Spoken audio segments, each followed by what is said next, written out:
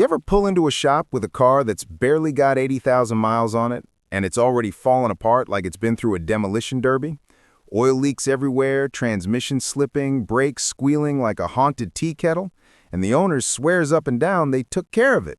Yeah, I've seen that scene more times than I can count in my 30 years turning wrenches. And here's the kicker. Most folks don't want to hear.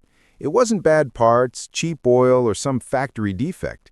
It was how they drove it every single day. Now, don't get me wrong. Cars these days are tough. They're built to last, but they're not indestructible. And the truth is, the way you treat your car behind the wheel, the little habits you don't even think about, those are the silent killers. They don't make a bang. They don't throw a warning light. They just quietly chew away at your engine, your transmission, your brakes, until one day, boom, something expensive gives out.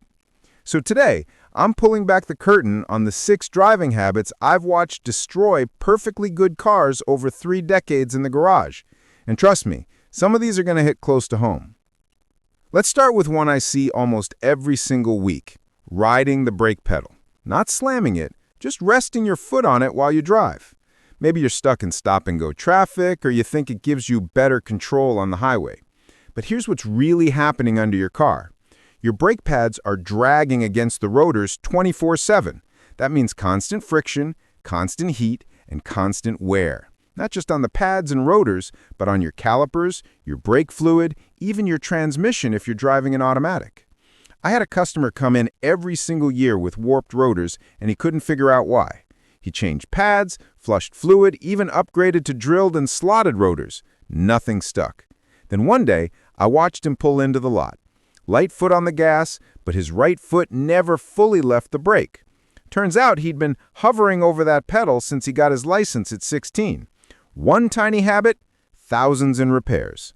If your foot's not on the gas, it should be flat on the floor, not babysitting the brake like it's going to run away. But maybe you're gentle on the brakes, yet you treat your engine like it's made of cast iron and doesn't care about temperature. That brings us to cold starts, and the 2 biggest mistakes people make every winter morning. On one side, you've got the old school crowd who still believe you need to let your car idle for 10 minutes before driving. On the other, you've got the lead-foot crowd who fire it up and floor it the second it cranks. Both are dead wrong. Modern engines, fuel-injected, computer-controlled, synthetic oil running, only need about 30 to 60 seconds of idling to get oil circulating. After that, drive easy for the first few miles. Why? Because cold oil is thick, like cold honey. It can't flow properly through tiny oil galleries or coat cylinder walls until it warms up. Revving a cold engine is like sprinting on frozen muscles. Something's going to tear. I've torn down high-mileage engines that looked brand new inside because the owner drove like a librarian for the first 5 minutes every morning. Smooth, gentle throttle. No redlining, no racing, just let the oil do its job. And if you're still idling for 10 minutes, you're wasting fuel, dumping unburned gas into your oil, and actually increasing wear. The sweet spot? Start it, check your mirrors, back out slow, and drive like you've got a full cup of hot coffee in your lap. No spills, no drama. Now, speaking of lead feed, how about launching from a dead stop like you're trying to win a quarter-mile race? Yeah, it feels fun once in a while, but do it every day and you're beating your drivetrain into submission. Every hard launch sends a shock wave through your transmission, your CV axles, your differential, and especially your motor mounts.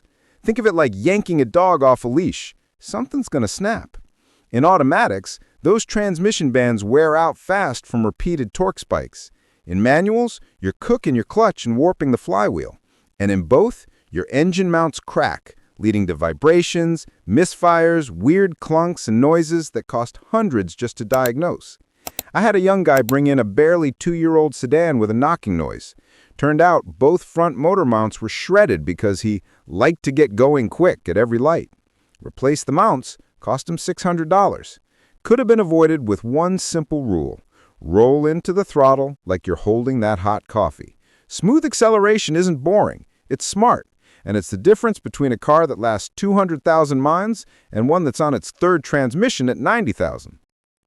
But here's a habit most drivers never even think about: braking too late and too hard.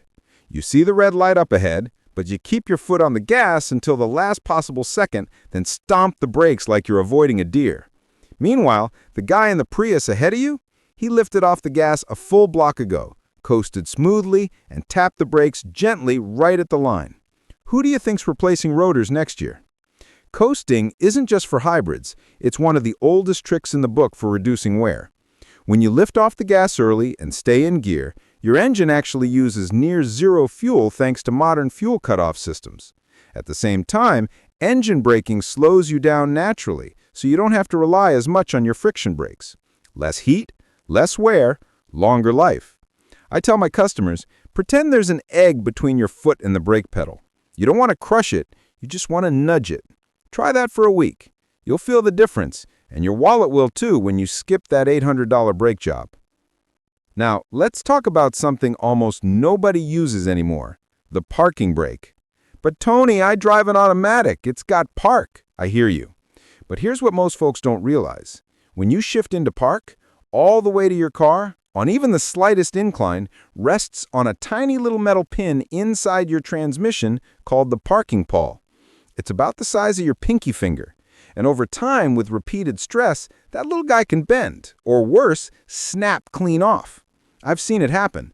One customer's car rolled right out of his driveway after that pawl failed. Lucky for him, it just tapped his neighbor's mailbox. Could have been a lot worse. The fix? Use your parking brake every single time. Not after you shift into park. Before. Engage the parking brake first, then put it in park. That way the brake holds the weight, and the pawl just acts as a backup. Takes 2 seconds, costs nothing, but it protects your transmission and maybe someone's garage door. And finally, let's settle the RPM debate once and for all. On one end, you've got the guys who redline their engines like they're on a racetrack. On the other, you've got the fuel sippers who lug their engines, crawling up hills in fifth gear at 1200 RPM like they're trying to set a world record for lowest revs. Both are brutal on your motor. Redlining regularly causes valve float, oil starvation in the top end, and accelerated bearing wear. Lugging? That's even sneakier. When your engine is struggling at low RPM under high load, it causes detonation, tiny uncontrolled explosions inside the cylinders that hammer your pistons and rods. Over time, that leads to carbon buildup, blown head gaskets, or worse. Your engine has a sweet spot, usually between 1800 and 3500 RPM for most daily drivers. That's where it makes the most torque, burns the cleanest, and runs the smoothest. Stay in that zone, and your engine will thank you with 200,000 trouble-free miles. Rev too high or crawl too low, and you're asking for trouble. So, there you have it. 6 everyday driving habits that look harmless, but add up to major damage over time. And the best part? Fixing them costs absolutely nothing but awareness. No special tools, no expensive upgrades, just a little mindfulness behind the wheel. Your car doesn't need miracles. It doesn't need premium gas or miracle additives. It just needs respect. Treat it like a partner, not a disposable appliance, and it'll carry you farther than you ever thought possible. If one of these habits hit home, if you've been riding that brake or skipping the parking brake, do me a favor and hit that like button. It tells YouTube this kind of real talk matters. And comment below, which one surprised you the most? Was it the cold start myth, the parking brake truth? I read every single comment and I love hearing your stories from the road. And if you're serious about keeping your car running longer, subscribe and tap the bell, because next week, I'm diving into the one fluid change most shops quietly skip, and it's silently killing transmissions faster than you think.